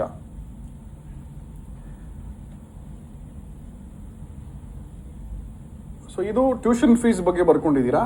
ಇದಕ್ಕೆ ಆ್ಯಡ್ ಮಾಡ್ತಾ ಹೋಗಿ ಹಾಸ್ಟೆಲ್ ಎಕ್ಸ್ಪೆನ್ಸಸ್ ಏನಿರುತ್ತೆ, ತಿಂಗಳಿಗೆ ಸಿಂಗಲ್ ಶೇರಿಂಗಲ್ಲಿ ಇರ್ತೀನಿ ನಾನು ಅಂತ ಹೇಳಿದ್ರೆ ಜಾಸ್ತಿ ಆಗುತ್ತೆ ನಿಮಗೆ. ಸಿಂಗಲ್ ಶೇರಿಂಗಲ್ಲಿ ಇರಬೇಡ್ರಿ, ಹುಚ್ಚರಾಗ್ಬಿಡ್ತೀರಾ. ಅಟ್ಲೀಸ್ಟ್ ಒಂದು 2-3 ಬೇಕು ಜಗಳ ಆಡಕ್ಕೆ ನಿಮಗೆ. ನನ್ನ ಐಟಮ್ ತಿಂದ್ಬಿಟ್ಟೆ, ನಾನು ಹಾಲು ಕುಡಿದ್ಬಿಟ್ಟೆ, ಮೊಟ್ಟೆ 2 ಎಕ್ಸ್ಟ್ರಾ ತಿಂದ್ಬಿಟ್ಟೆ, ಎಲ್ಲ ಬೇಕಲ್ಲ ಇದಕ್ಕೆ. ಅಟ್ಲೀಸ್ಟ್ ಒಂದು 2-3 ಜನ ಇದ್ದರೆ ನಿಮ್ಮ ಕಷ್ಟ ಸುಖಗಳನ್ನು ಹೇಳ್ಕೊಳ್ಳೋದಕ್ಕೆ ಚೆನ್ನಾಗಿರುತ್ತೆ. 4 ಶೇರಿಂಗಲ್ಲಿ ಇದ್ದರೆ 18,000 ಆಗುತ್ತೆ ತಿಂಗಳಿಗೆ. ವರ್ಷಕ್ಕೆ ಎಷ್ಟಾಯಿತು? 2,20,000 ಅಂದ್ಕೊಳ್ಳಿ. ಇದು ಬರೀ ಅಕೊಮಡೇಷನಿಗೆ ಮಾತ್ರ. ಫುಡ್ಡಿಗೆ 80,000 ಆ್ಯಡ್ ಮಾಡ್ಕೊಳ್ಳಿ 1 ವರ್ಷಕ್ಕೆ. ಸೊ ನಿಮಗೆ ಊಟ ಮತ್ತು ಅಕೊಮಡೇಷನ್ನಿಗೆ ವರ್ಷಕ್ಕೆ 3 ಲಕ್ಷ ಆಗುತ್ತೆ. ವರ್ಷಕ್ಕೆ 3 ಲಕ್ಷ ಆಗುತ್ತೆ. ಸೊ 3 × 6 ಮಾಡ್ಕೊಳ್ಳಿ, ಎಷ್ಟಾಯಿತು? 18 ಪ್ಲಸ್ ಟ್ಯೂಷನ್ ಫೀಸ್ ಆ್ಯಡ್ ಮಾಡ್ಕೊಳ್ಳಿ, ಪ್ಲಸ್ 2 lakhs ಆ್ಯಡ್ ಮಾಡ್ಕೊಳ್ಳಿ. ಇಷ್ಟು ಓವರ್ ಆಲ್ ಫೀಸ್ ಆಗುತ್ತೆ ನಿಮಗೆ. ಇಲ್ಲ ನಾನು 3 ಶೇರಿಂಗಲ್ಲಿ ಇರ್ತೀನಿ ಅಂತ ಹೇಳಿದ್ರೆ ಇನ್ನೂ 1 ಲಕ್ಷ ಜಾಸ್ತಿ ಮಾಡ್ಕೊಳ್ಳಿ ತಿಂಗಳಿಗೆ, ವರ್ಷಕ್ಕೆ. ಮತ್ತು 6 ಲಕ್ಷ ಜಾಸ್ತಿ ಆಗಿಬಿಡುತ್ತೆ. ಮತ್ತು ಪಾರ್ಟ್ ಟೈಮ್ ಜಾಬ್ ಮಾಡ್ತಕ್ಕಂಥ ಅವಕಾಶಗಳು ಕೂಡ ಬಹಳಷ್ಟು ಇರ್ತವೆ. ಬಟ್ ಯಾರೂ ಕೂಡ ಹೋಗಿದ ತಕ್ಷಣ ಪಾರ್ಟ್ ಟೈಮ್ ಜಾಬ್ ಮಾಡಬೇಡಿ. 1 ವರ್ಷ 2 ವರ್ಷ ವೆಯ್ಟ್ ಮಾಡಿ. ನಿಮ್ಗೆ ಯಾವಾಗ ಟೈಮ್ ಇದೆ, ಓಕೆ ನಾನು ಮಾಡಬಹುದು ಅನ್ಸಿದ್ರೆ ಮಾತ್ರ ಮಾಡಿ. ಹೋಗಿದ ತಕ್ಷಣ ನೀವು ಪಾರ್ಟ್ ಟೈಮ್ ಜಾಬ್ ಮಾಡ್ಕೊಂಡು ಕೂತ್ಕೊಂಡ್ರೆ ಮತ್ತು ಓದೋದು ಇವಾಗ. ನರ್ಸಿಂಗ್ ವಿದ್ಯಾರ್ಥಿಗಳು ಆರಾಮಾಗಿ ಮಾಡಿ, ಪ್ರಾಬ್ಲಮ್ಮೇ ಇಲ್ಲ. ಯಾಕಂದರೆ MBBS ಅಲ್ಲಿರೋಷ್ಟು ಸ್ಟ್ರೆಸ್ ಇವ್ರಿಗೆ ಇರೋದಿಲ್ಲ. MBBS ವಿದ್ಯಾರ್ಥಿಗಳು ಅಟ್ಲೀಸ್ಟ್ ಒಂದು 1 ವರ್ಷ 2 ವರ್ಷ ಸುಮ್ಮನೆ ಇದ್ಬಿಡಿ, ಕಾನ್ಸಂಟ್ರೇಷನ್ ಮಾಡಿ. ಫೌಂಡೇಶನ್, ಯಾಕಂದರೆ ಬೇಸಿಕ್ ಫೌಂಡೇಶನ್ ಅವಾಗ ಸ್ಟಾರ್ಟ್ ಆಗುತ್ತೆ ನಿಮಗೆ. ಆಮೇಲೆ ಪ್ರಾಕ್ಟಿಕಲ್ ಆಮೇಲೆ ಸ್ಟಾರ್ಟ್ ಆಗುತ್ತೆ 3rd ಇಯರ್ 4th ಇಯರಲ್ಲಿ. ಮತ್ತು ಪ್ರೊಸೆಸಿಂಗ್ ಏನಿರುತ್ತೆ ಅದರಲ್ಲಿ ನಾವು ನಿಮಗೆ ಪ್ರೊಸೆಸಿಂಗ್ ಫೀಸ್ ಅಂತ ಏನು ಹೇಳ್ತೇವೆ ಅದನ್ನು ಸಂಪೂರ್ಣವಾಗಿ ವೇವ್ ಆಫ್ ಮಾಡ್ತೇವೆ. ಅದು ಬಿಟ್ಟು ಡಾಕ್ಯುಮೆಂಟೇಷನ್ನು ಎಂಟೈರ್ ನಿಮಗೆ ವೀಸಾ ಫೀಸು, ಇನ್ಶೂರೆನ್ಸ್ ಆಗಲಿ, ಫ್ಲೈಟ್ ಟಿಕೆಟ್ ಎಲ್ಲ ಸೇರಿ $2,000 USD ಆಗುತ್ತೆ. ನಿಮ್ಗೇನು ಸರ್ ಲಾಭ ಅಂತ ಹೇಳಿದ್ರೆ ಯೂನಿವರ್ಸಿಟಿ ಕಡೆಯಿಂದ ನಮಗೆ ಕಮಿಷನ್ ಬರುತ್ತೆ. ನಾವು ಸುಮ್ಮನೆ ಮಾಡ್ತಾ ಇಲ್ಲ. ಮೂಲ ಧ್ಯೇಯ ಎಲ್ಲರೂ ಚೆನ್ನಾಗಿರಬೇಕು ಅನ್ನೋ ಉದ್ದೇಶ ಅಷ್ಟೇ.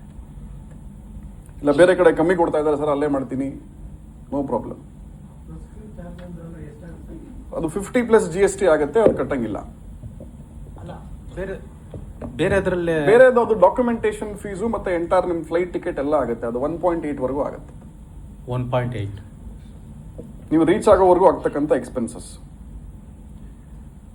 ಕೆಲವೊಂದು ವಿಡಿಯೋಸ್ಗಳನ್ನ ಪ್ಲೇನ್ ಮಾಡ್ತೇನೆ.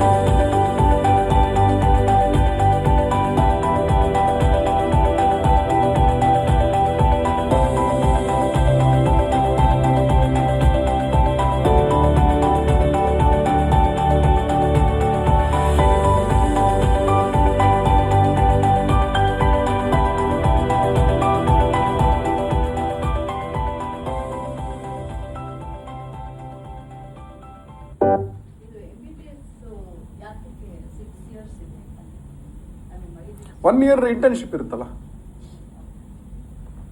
Hi, my name is Rasmi Bharti. I am from India.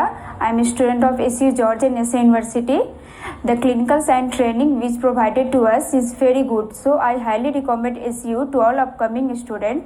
Thank you SU for helping so many Indian students to fulfill their dream of becoming doctor.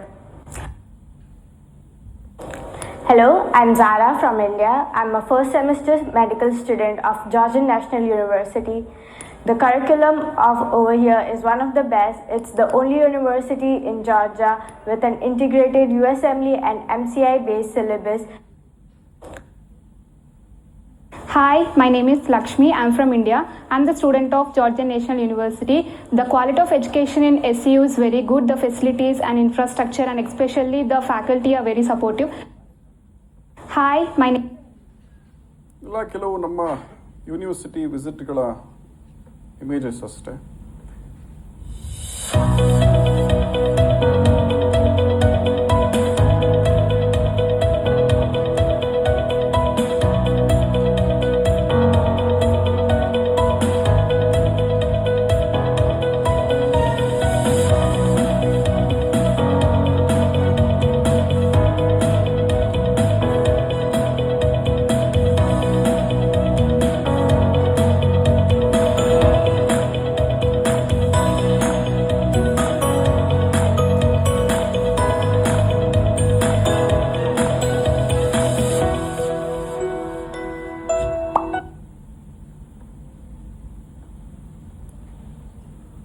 ನೋಡಿ, ಇದು SU ಒಳಗಡೆ ಕ್ಯಾಂಪಸ್ನ ಒಂದು photo.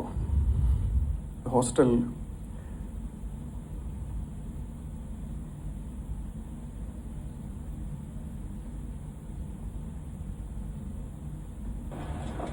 Hey, hi Priyali. Hi sir, So what are you doing here? I'm here for lunch. Hey, lovely. Can you just show me around? Yeah, sir. Sure.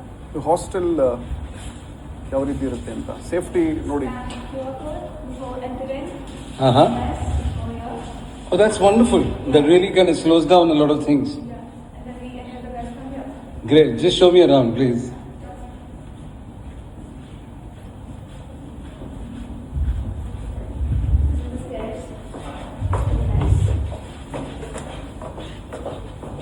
So how long you been here now? 3 months. Oh, that's wonderful.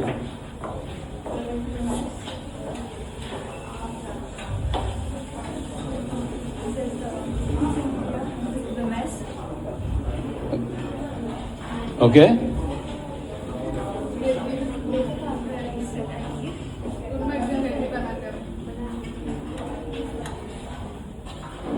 Okay, so this is where you get your plates from.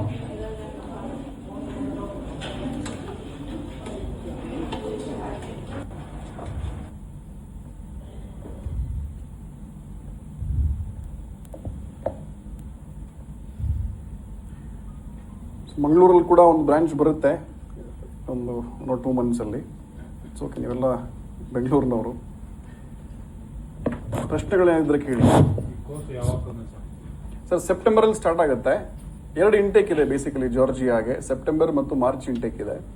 ಸೆಪ್ಟೆಂಬರಲ್ಲಿ by chance ವೀಸಾಗಳು ಸಿಕ್ಕಿಲ್ಲ ಅಂತ ಹೇಳಿದ್ರೆ ಅವರು ಮಾರ್ಚಲ್ಲಿ ಹೋಗ್ತಾರೆ sir. Sir, good afternoon. ನಮಸ್ತೆ sir, ಹೇಳಿ. I'm Dr. Shukmar. Yes sir. My son is interested. So this time he has written a NEET. How is it? NEET. That's what we wait. He has done well. Yes. Have to wait. See, and curriculum, how is MBBS curriculum? They are same like India? Or it is? Sir, you can't compare Indian education system with any other country, especially like these countries. But it is advanced level. It is equivalent to European education standard. But I can't say it is better than India. Yeah, I can say that. Yeah. But as long as you're not able to afford course together, it is worth sending your son there. Okay. No, this in Indian curriculum, how we have is that Rajiv Gandhi Health University. Mm-hmm. See, first year, these are the subjects like that. Exactly. Is it almost same? Same. It's or all same. The book? First year, second year, it's going to be the foundation part. And from third year, it's going to be the complete practical part. Yeah, they will enter the clinical side. Exactly, sir. Yes, Okay. exactly. Okay. They will be visiting hospital and they, seeing they, patients. they have to. Okay. And how about holidays? Like it is a 1 year course first year. Like how is it? Or 6 months? Sem wise, sir. It's going Sem-wise. to be for 4 to 5 months, and then they have 2 months of holidays. They can come back to India. Okay. The parents also can visit there. 100%, sir. You can go anytime. So, Tuition fee we have to pay directly to college or to university. No. We will not take any tuition fees part to Vidyaloka current account. It's totally illegal. You will directly pay. The student has to pay after going there. No, first semester he has to pay here in order to apply for the visa, and then from the second semester you can directly ask your loan partners to transfer the amount. If it's your own amount, then you can just approach your bank and they will do it. Are there any scholarships for? No, madam, no. There are a few scholarships, but I don't want to talk more about it. I'm sure it's quite difficult to get it. all the students who apply, they will get the seat there or in They will get, sir. They will get. As long as they are qualified in NEET and they have minimum 50% in PUC, they will get it. No problem. So how much NEET score should be? Sir, for SC/ST, the last year it was about 126, and for general category it was about 180, and that's going to be the same this year as this well. OBC also will apply there. Same. OBC and general category both the same. Okay. So 180 minimum they have to be. 185, 186. PCB. Yes, B. Thank you, And sir. are these two universities recognized by EC and Yes, madam. Yes, totally. For FMG, how many attempts a person can? They can do it n number of times, no problem. But if he's not able to do it, then I would suggest to try in different options. Actually, so I've given you n number of options. So your goal should always be become a doctor and try to open a hospital. Hire another 10 doctors under you. So after 6 years, is there an option to continue with MD? 100% ಅಲ್ಲೇ ಅಲ್ಲೇ ಮಾಡ್ಬೋದು, okay. ತೊಂದರೆ ಇಲ್ಲ.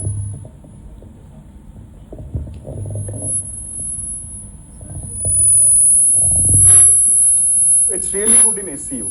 So they have a lot of international projects, and also from the government and they get a lot of funds actually. So it's quite good. How many people are pursuing like USMLE Lab and AMC? Like, what's the ratio? Because if I go there, I need someone to like seniors or someone to guide me through the process and tell me there. See, I'll tell you honestly, who's going to Georgia From like my senior. usually? Who goes from Indians. India? People who don't like Right. qualify. Yeah. So it's quite, their ultimate motto for all the students would be to clear FMG first, Okay.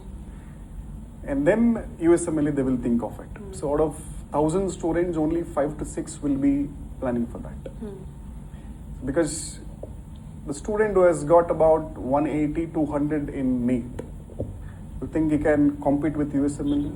Obviously no. So out of, there are few negotiations we can say. Maybe during the NEET examination, the student was sick, or due to some family reasons or some other XYZ reasons, he wouldn't have studied properly when he was in India. So once he would go to Georgia, he may change himself a lot, and then he would study more and more and more. That particular student may concentrate on USMLE or PLAB. Again, the ratio is very less. So I would say, if you don't clear USMLE or PLAB or AMC, try for Gulf countries. Make money. That's. Or come to India, clear your FMG.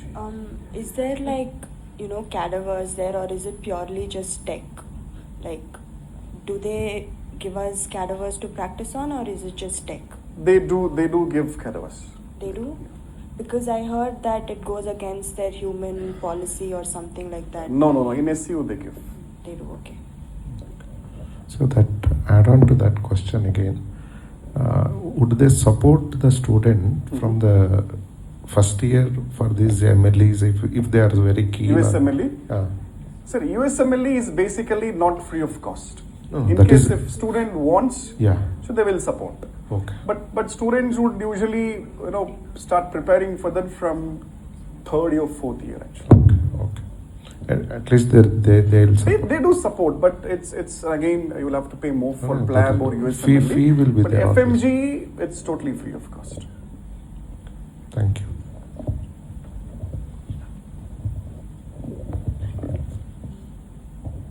Any questions from anyone? You wanted to ask?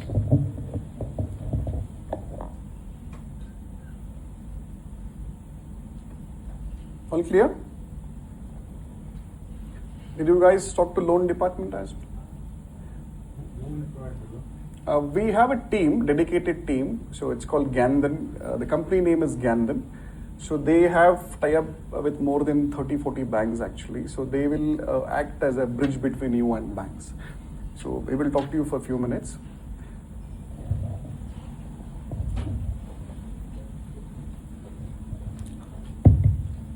Hi everyone, good afternoon. This is Radhaswamy. I work in Gandhan and for Karnataka location as a relationship manager. So as Prasanna sir mentioned, we are not working with 30 lenders, but we have 22 lenders exactly. Public, private, international banks and NBFCs for all the countries. So usually when it comes to study abroad, what happens is like a student has a dream to go study abroad, do something, but the major common problem most of them face is like where to arrange funds to do that studies, which bank to approach, what are the bank documents and policies, and where can I get the best proposal about the interest rate, documentations and everything. You will be having multiple queries and questions when it comes to bank loan process. You can ask me why come to Gandhan rather than directly going to the bank representative and do the loan process. But it is not something easy which happens when you directly go to the lenders. Because if once you go there and ask them, sorry, I want education loan, what that person does is like he first asks you for the documents, KYC documents and OTP. They will be having a target to do the login. After doing the login only, post 7 to 8 days, they can give you a decision whether this case is doable or not doable. If it is rejected or delayed, gone, Again, 7 to 8 days, 10 days gone, you have to approach another lender, right? It's a time waste and you will get frustrated in this process. Again, another bank. Your CIBIL also get noticed that this customer has inquired for education loan and it got rejected. Next person won't take it seriously because they will also again check the CIBIL score of yours. So what we do is like we don't collect any documents from the customers at initially. We get the basic details. We have a data in our system like the data which you provide, we'll get a projection of, for this particular student, for this particular country and university and course, which banks are available to provide the loan for the student. How many banks are available? What is their maximum loan amount that they can provide to the student? How much is their interest rate average?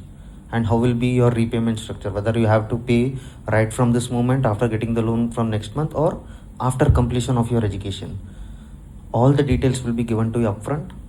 You can discuss with your counselors and with your family. Choose certain banks like I want to process with these 2 or 3 lenders. We'll start the process. Then only the documentation part comes. And we'll also help you out completely from starting to end until the finances goes to your university and the finances goes to your living expenses to students abroad account. And it is completely free of cost service. We don't charge anything from the customers. The only thing that you have to pay is like the processing fees. There are 2 types of loans. One is collateral, another one is non-collateral, secured and unsecured loan. But this year for MBBS, last year it was a bit easy, but this year for MBBS students, medical background students, it is a bit complex due to this geopolitical reasons, war and all. They have made a strict policy against MBBS loans, that was specifically for non-collateral loans, not collateral. You know about non-collateral and collateral, right? Collateral in the sense you are pledging your property to get the loan, land, building, house, this. Non-collateral, without any assurance or without any security, how can someone give you 30 lakhs, 40 lakhs loan? They need at least a break-even point of assurance that you can repay the loan or not. So we have a thing called co-applicant. In their family, either parents or brothers, maternal uncle, paternal uncle who is working and who is financially earning person, they can come as a co-applicant and support the students to get the loan. But here for non-collateral loan, as I was saying, they have made a bit strict policy regarding MBBS non-collateral loan. The co-applicant has to have minimum 1 lakh income with 0 obligations. 0 obligations in the sense like he doesn't have to have no loans under his name. If loan is there, it should be below 20%. If 1 lakh is the income, below 20,000 the EMI should be there. Remaining 80,000 the balance should be there. That is what non-collateral policy they are asking. But the interest rate differs here.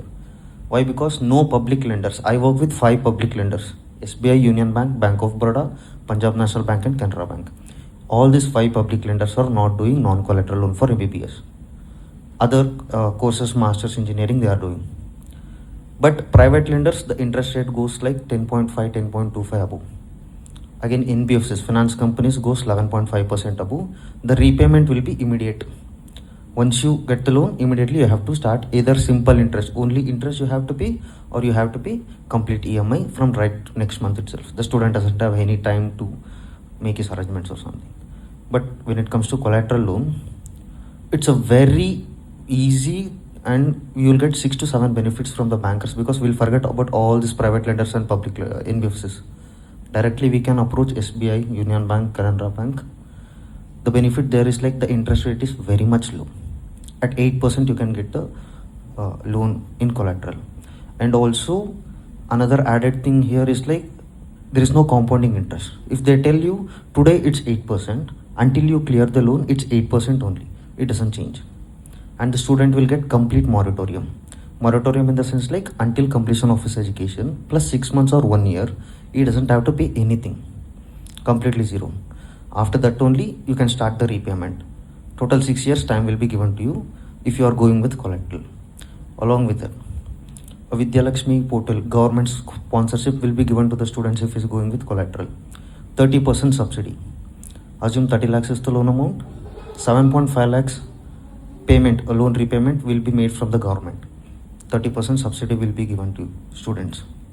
And also, if you are a taxpayer, not even taxpayer, if you are filing IT returns, you can claim your total interest under section 80C tax regime. You can claim total interest what you have paid from the government if you are doing the process with SBI or Union Bank. your repayment, you are taking 40 lakhs loan or 30 lakhs loan, but your complete repayment is only on principal amount only, because interest also you can claim, and also subsidy will also be given to you. The processing charges in here in SBI Union Bank is only 10,000 rupees, not more. That is also refunded after the loan is disbursed. Yes, please. Yeah, so 30% subsidy Yes. is applicable for all categories? All categories, no cash or something is there. For every student, this scheme has to be applied. Okay, okay. Fine. This 30% per, even for non-collateral also, it is applied in public lenders. Okay. No, after 2 years payment. After 2 payments happens, the subsidy you can claim immediately, but the interest what you can claim from the government if you are a tax if you are IT filing person, the interest you can claim after your repayment starts. Like after 6 years you have started the repayment, first EMI will be, let us say, like 45,000. In that 45,000, 60% principal, 40% interest is there. After paying, immediately you can go to the portal tax, claim that first interest. Again, every month you can claim the interest, or else once 6 months you can claim the interest. Complete 1 year you can claim the interest. So there is no pre-closure charges also in SBI. So I suggest for MBBS students, for this year, collateral is the best loan. But when it comes to collateral, 2 important things that you have to keep in your mind is like, the property value should be 20% more than the loan amount you are asking. If you are asking for 30-40 lakhs, your property value should be 60 lakhs. Even if your property is having other loan also, in other private lender or somewhere, housing loan or mortgage loan, the balance should be there. For example, 1 CR, 1 crore is the property value. You have 30 lakhs of loan on housing loan on that property. Remaining 70 lakhs balance is there. You just want 30 lakhs, so you can get the loan on the same property, additional 30 lakhs. If you are taken a loan in outer lenders for 12%, 11% interest, you can transfer that to SBI for 7.5%, where your interest rate goes down as per today's repo rate. You will be paying less EMI. The only EMI you will be paying is like home loan and the education loan, completely full moratorium. And yeah, if property loan is there, how much ever you want you can take, because the loan is given based on the property value. Yes. Yes.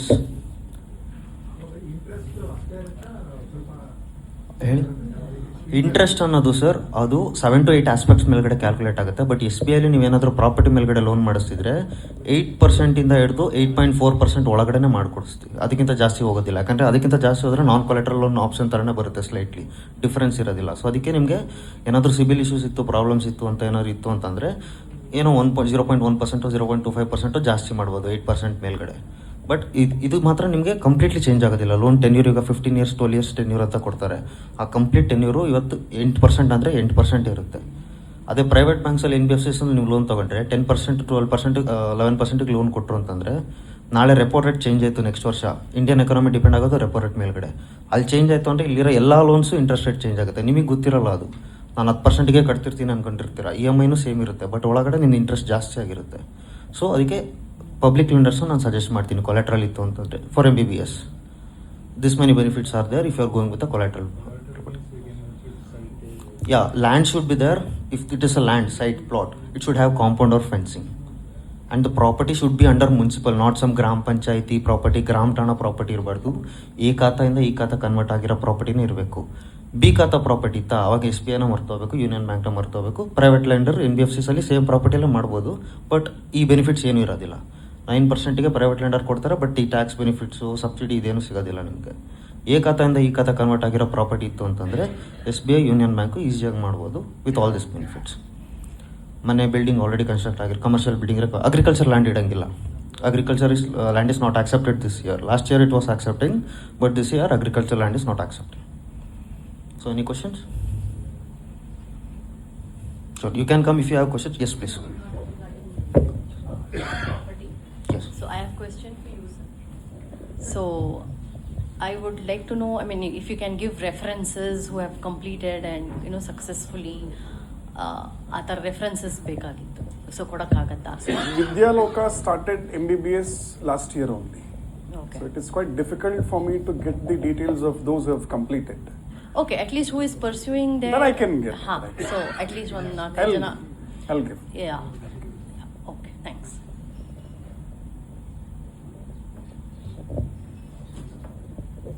ಬೇರೆ ಅಂತ questions ಇದೆಯಾ? Anyone have any questions? ನಾನು ಕೂತಿರ್ತೇನೆ, ಬನ್ನಿ 1-to-1 ಮಾತಾಡೋಣ.